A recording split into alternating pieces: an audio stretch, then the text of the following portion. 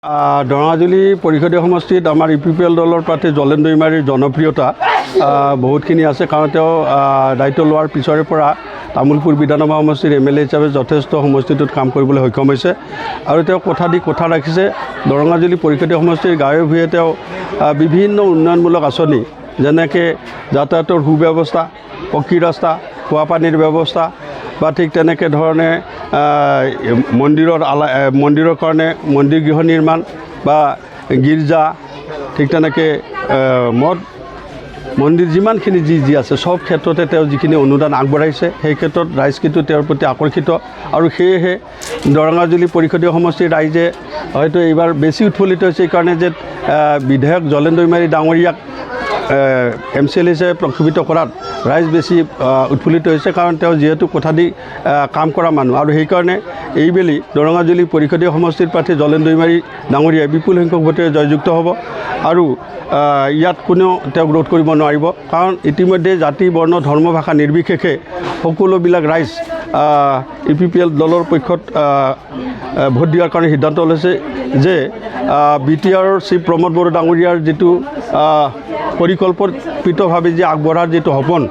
এই অঞ্চলত বসবাস কৰা 26টা জনগোষ্ঠী আৰু 35 লক্ষ জনগণৰ মংগলৰ কাৰণে প্ৰমোদ বড়ো ডাঙৰীয়াৰ যি মিছন ভিজন, সেই মিছন ভিজন দুয়োটাকে ৰাইজে আঁকোৱালি লৈছে আৰু বিশেষকৈ প্ৰমোদ বড়ো ডাঙৰীয়াৰ নেতৃত্বত যি BTR অঞ্চললৈ শান্তিৰ বাতাবৰণ ঘূৰি আহিছে, সেই শান্তি সকলোৱে ভাল পাইছে আৰু এই শান্তিটো সদায় বৰ্তাই ৰাখিব পাৰিব বুলি আমাৰ ৰাইজৰ বিশ্বাস হৈছে যে প্ৰমোদ বড়ো ডাঙৰীয়াৰ নেতৃত্বতে BTR অঞ্চল শান্তিত থাকিবলৈ সক্ষম হ'ব আৰু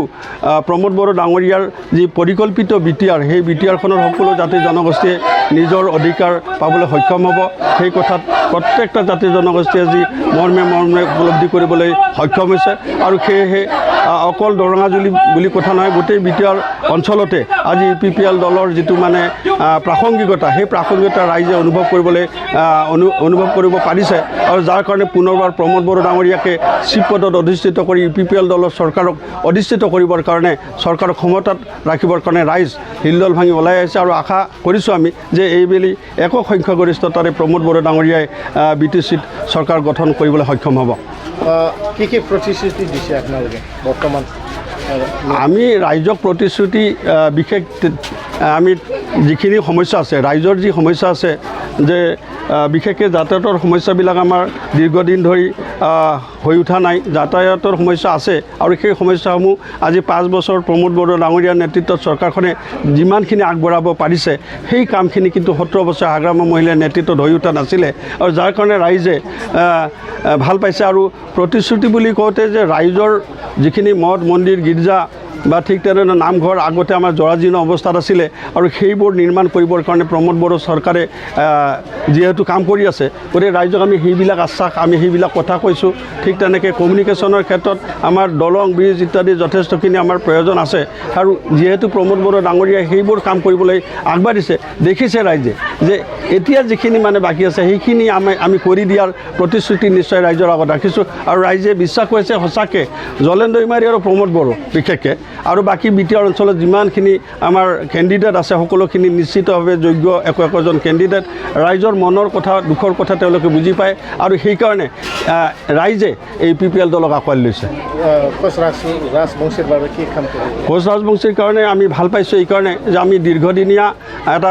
আমাৰ ভাষাৰ যিটো কোচ ৰাজবংশী জনগোষ্ঠীৰ ভাষাটো ভাৰতীয় সংবিধানৰ 8ম অনুচ্ছেদ অন্তৰ্ভুক্ত কৰিবৰ কাৰণে আমি ইতিমধ্যেই ভাৰত চৰকাৰক আমি বহুতবাৰ দাবী আমি বহুদিনৰ পৰা দি আহিছোঁ। আমাৰ KLৰ যি দাবী, সেই দাবীটো তাত সন্নিৱিষ্ট আছে যে KLৰ দাবীটো হৈছে যে যিটো পৃথক কমতাপুৰ, সেই কমতাপুৰ দিব লাগিব, এইটো ভাৰত চৰকাৰক দাবী জনোৱা হৈছে। ঠিক তেনেকৈ কোচ ৰাজবংশী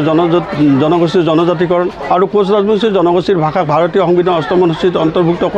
কৰণৰ যিটো দাবী, সেই দাবীটো ৰাইজৰ দাবী আৰু সেই দাবীটো BTR গভৰ্ণমেণ্টে নিশ্চিতভাৱে এইটো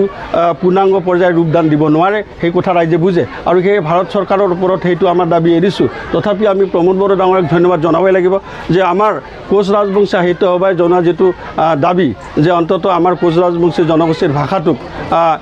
LP স্কুলত পৰ্যায়ত বৰ্তমান ইমপ্লিমেণ্ট কৰিব লাগে সেই দাবী যিটো আছিল সেই দাবীটোৰ কিছু অংশ হ'লেও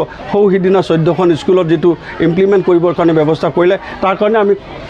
UPPL দলৰ